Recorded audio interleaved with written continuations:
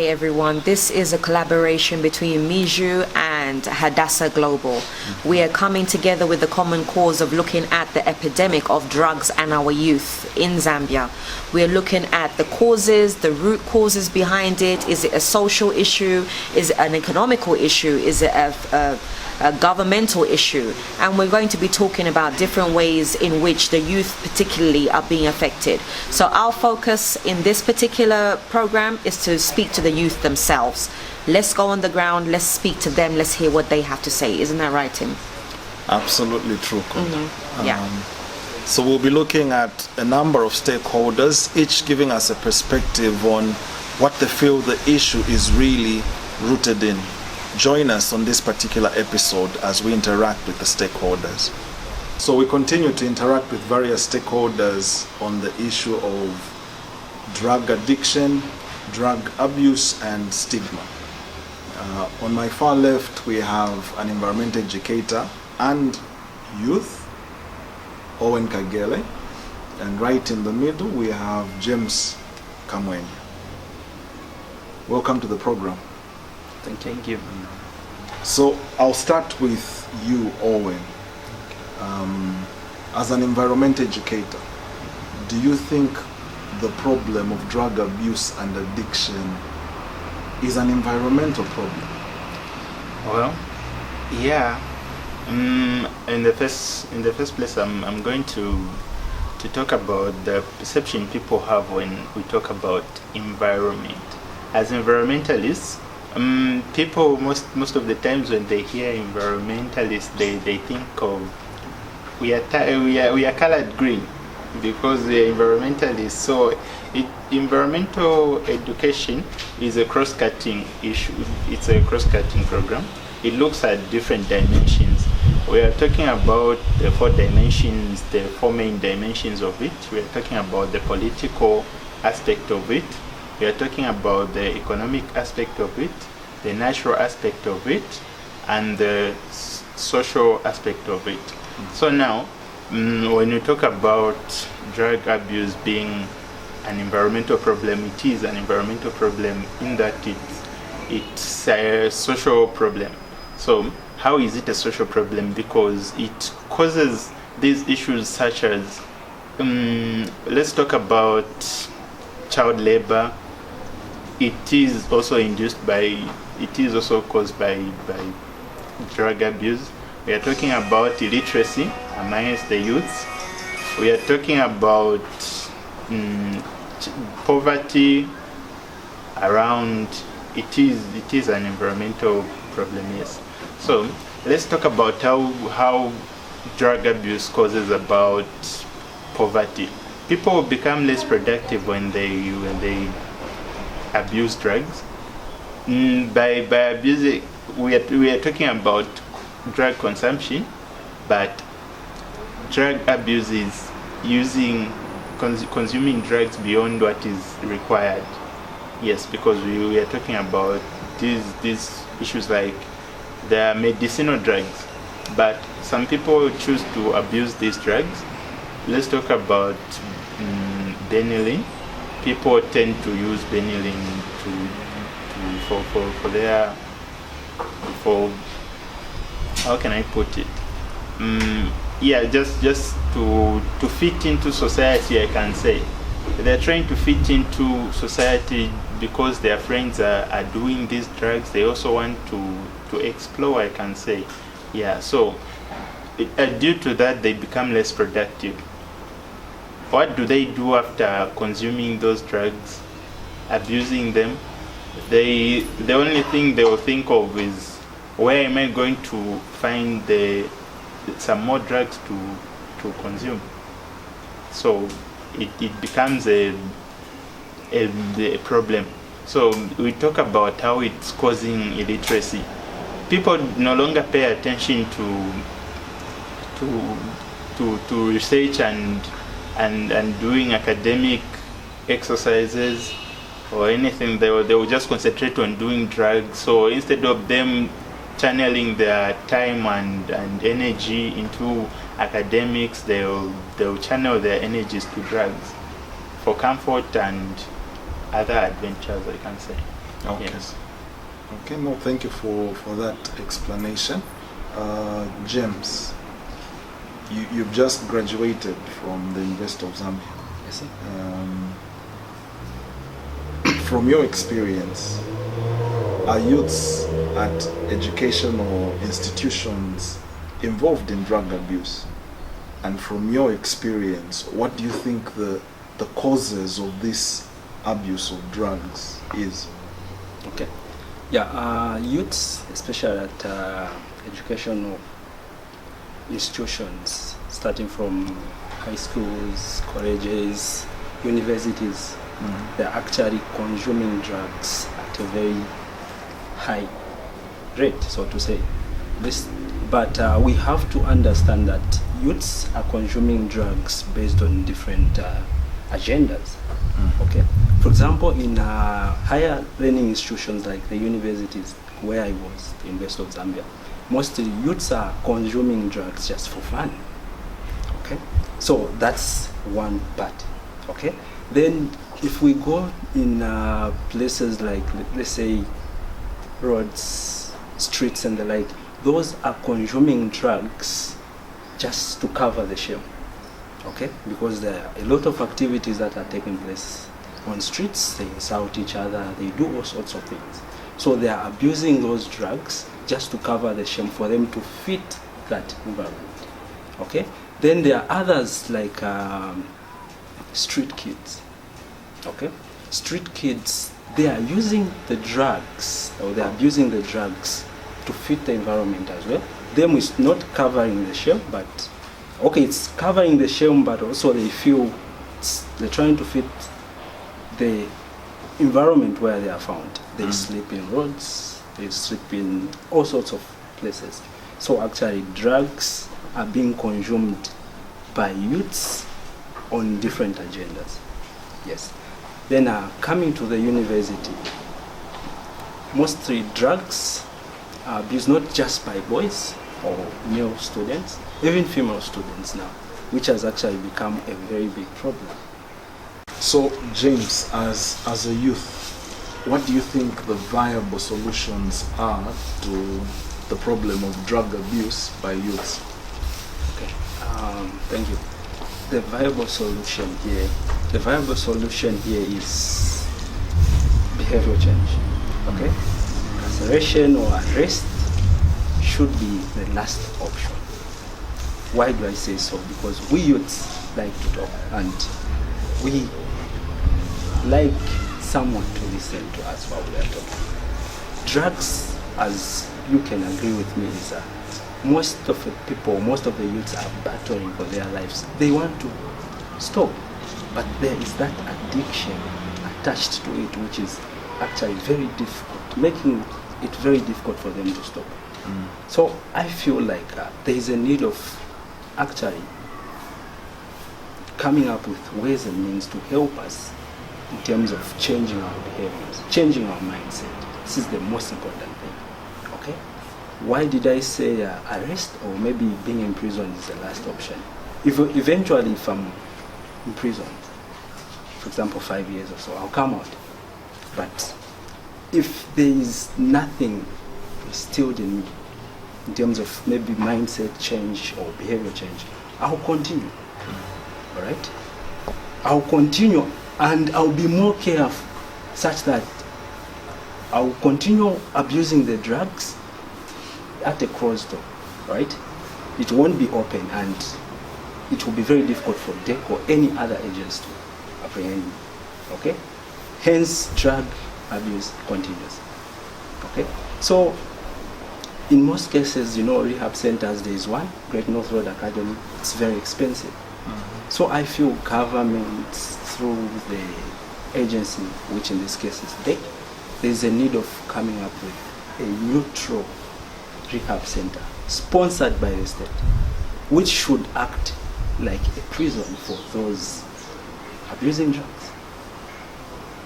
Okay, where they'll be taught on a lot of activities which are going to at least help reduce or stop taking those drugs. Okay, at a at a school level, for example, let me talk about the Great North Road Academy. It's run by the private entity, and it's expensive. Even if you are from a well-to-do family or not, it's very expensive to run such, and hence parents may not even take their children there. Okay, and hence becomes business as usual. So my appeal is there is a need of DEC to come up with at least rehab centers as well as drug clubs in schools. I don't know if they are there, because last time I was in high school, I've never heard of it. Okay, and mostly high schools, boarding schools, even day schools, universities, colleges, students are actually abusing drugs. So what's going to be done? In as much as there are associations, for example, at UNZA and the like, there's a need of coming up with a drugs association, which should be spearheaded by DEC, not just normal students. Okay? Then going to a community level, there is a need of coming up with a group, okay, or maybe just sensitization activities and the like. Maybe they get people. In order for you to pull youths, there should be something. They can use artists and the like to go. While that is happening as a hook, they are disseminating the information. Okay, it's not each and every individual or youth who is actually abusing drugs. It's not that they want to. Others want to stop, but they don't know how. They need someone to talk to. Yes. Okay. Well, thank you so much for that contribution, James. Owen, do you have anything to add on to the solutions, viable solutions? Yeah, when we talk about viable solution, let's look at it from the bottom-top approach, and I think it's important to look at it from both dimensions, as in the bottom-up approach and the top-down approach, because I think this is a procedure. When you talk about making it a bottom-up approach, it means we are talking about getting those children who are still maybe from kindergarten, primary school, going to elementary to secondary schools, going there. But that's a procedure. When are we going to reach? So at this point, because now the prevalence is that youths are abusing drugs. So how do we solve this issue? I think it's important to look at it to curb it from both dimensions, even from top to down. We start from those people who are in universities, not leaving out those who are not in schools or who are not in school. We are talking about those people who are not very much privileged to be in school. They are just in society and they don't have what to do. Let's invest in those people. They are human resource. That's cheap labor, I can say. Maybe it wouldn't be the perfect term to use, but I can say they are cheap labor, because instead of them wasting time on drugs and doing these other unprotective things, it's better you get them, you give them what to do. You keep them busy. When doing those things, they won't pay much attention to drugs. They'll be busy, they'll be occupied, because somehow I can say maybe what's causing drug abuse amongst youths is maybe lack of what to do. Youths in Zambia, I can say they are not very busy, I can say. They don't have much things to do, the activities they are doing. And the other thing I can talk about... Not very busy, you actually mean not employed, right?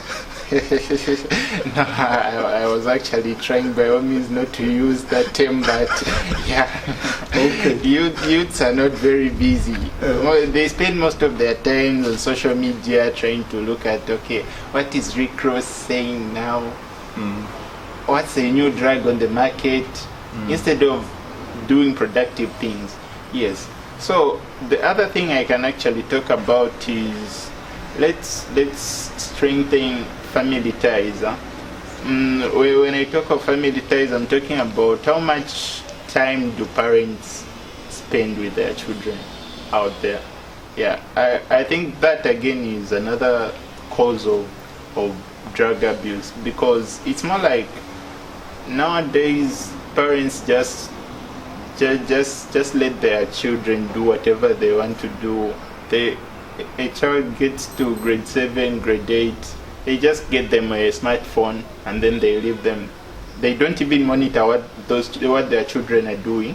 So you find that there are also this other thing, the other habit which is coming, whereby you find that maybe you are having supper on the dining table, children are busy on their phones, parents also are also busy, they don't have time for each other. So you find that they can be together physically, but each one is in his or her own world. Yeah, so parents also have got a bigger role to play when it comes to curbing drug abuse. They need to teach their children, make their children productive. Yes. And I'll give you an opportunity to speak to the general public. I'll give the opportunity to Owen to talk to parents and James to talk to fellow youths out there on the issue of drug abuse, addiction and stigma. So Owen, you can go first. Ready? Okay, yeah. So I can say solutions could be that let's spend much time with our children, not just physical presence. Let's be there for them. Let's be people who are going to be their significant others. So when children have got problems, sometimes they're even scared to open up to their parents, because they're sometimes you can say maybe they're not familiar. They just feel like parents are strangers. What if I tell my parents I'm addicted to drugs? How are they going to look at me? They'll first of all ask me where I got, how I started doing all those things, and end of it all, they won't take the responsibility that they caused that. So I can say parents have got a bigger role to play in order to shape the character of their children. Let's monitor what our children are doing, especially with the smartphones we are getting them. Yeah, that's what I can say. Okay. James? Okay, for youths, there's a saying, show me who your friends are and I'll tell you who you are. Okay?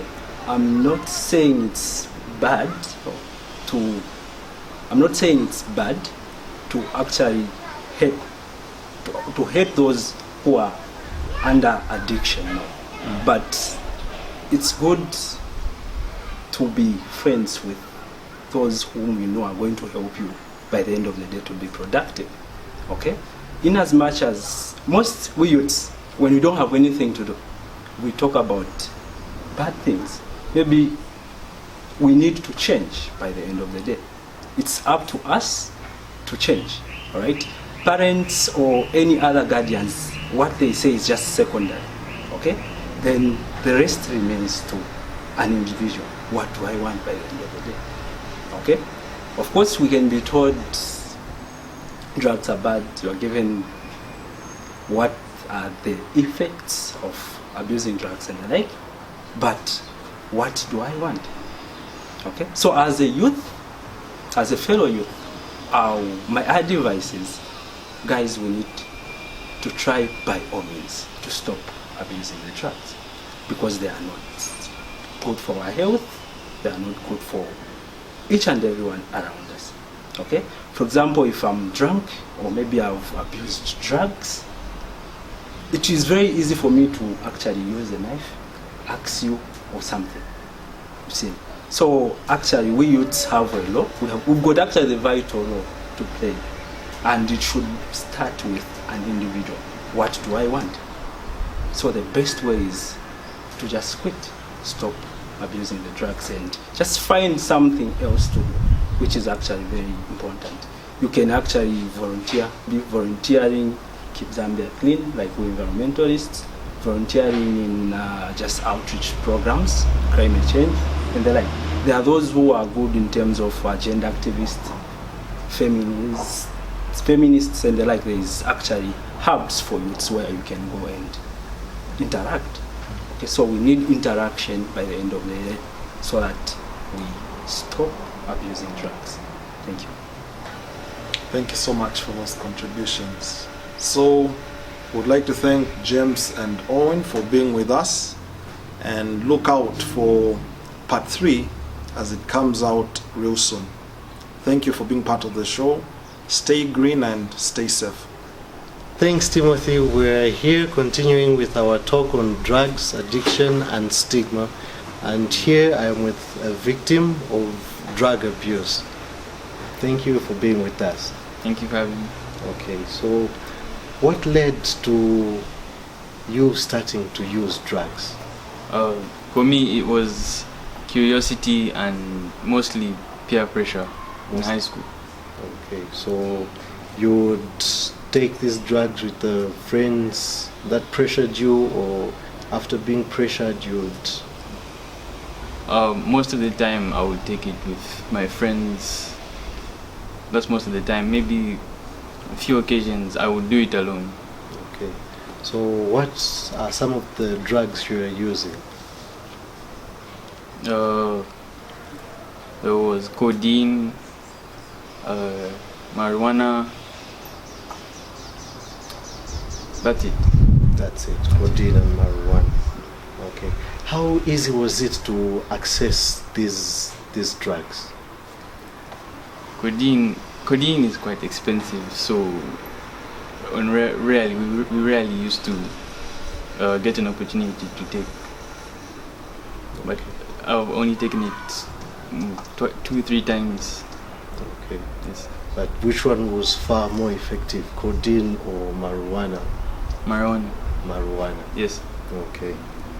So, were you financially sound? How were you able to access this? You did mention it was quite expensive. How did you manage to raise the funds to get these drugs? The thing is, we used to put money together. We would put money together to buy codeine, especially. So for us, even a small amount for one person, let's say we're 7, we put 10 kwacha each, able to afford a bottle, and we share it amongst us. Okay. So when was it when you decided I've had enough, it's time to change? There was this time I was caught at school. Okay. So I was caught with marijuana. Okay. From then on, it really affected me. Okay. I disappointed my parents, and I felt bad as a person. Okay. Because I really don't like disappointing my parents. Okay. So from then on, I said, no, let me not be reckless anymore, and I need to change, because it's not me as a person. Okay, so did you have to visit a rehabilitation center, seek guidance from a counselor, or you had to do it on your own? I had to do it on my own. The thing is, I didn't really get into it. I wasn't so deep into the abuse. I didn't get addicted, but yes, I did abuse the drug, but not as much as to get addicted. Okay. To them. Now there is a thin line between drug abuse and addiction, and people usually use drug abuse in place of addiction. What's the difference between drug abuse and addiction? What I understand is that drug abuse, you can't go without using the drug. Once you had it, you would want more, and you'd realize that you just need it. You need it in your system. Drug addiction. Drug abuse. Okay. Sorry, my bad. Yeah. No, it's fine. Drug abuse is when you take the drug without any prescription, even when you don't need it. Okay. Drug addiction. Okay. Okay, so in the process of recovery, did it help to interact with friends, family members, or it was fine for you to go through the process alone? Could you repeat the question? I'm saying during the process of recovering from the drug abuse you were facing, did it help to seek guidance from family and friends? The only guidance I got was from my parents. Okay. They didn't tell any other family members, so we talked about it. They asked me why. I just had to be honest. I told them I was curious and felt the peer pressure from my friends. Okay. So I took the drugs. Okay. Did you face any stigma during the process from your friends, perhaps? From my friends, no. It was my parents at first. Okay. They really had it rough with me. Okay. But then sooner or later, they kind of sympathized with me. Okay. And we began to talk a lot. Okay. So at least I'm happy that they tried to understand me. Okay. So as we speak, we're past the point where you use drugs now. Yes, we're way past that. Okay, that's wonderful to hear. Any words you'd like to give to our fellow youths, young adults over drug abuse and addiction? I would say there are other ways to occupy or make yourself happy. Drug abuse, yes, you do gain pleasure and enjoyment from drug abuse or playing with drugs, but it will lead you down a very bad path, and I wouldn't recommend it. Okay. Well, thank you very much for sharing us your experience on drug abuse. Thank you. Okay. Move it on to the next. Okay, so we move on to other stakeholders who share their views on drug abuse, stigma, and addiction.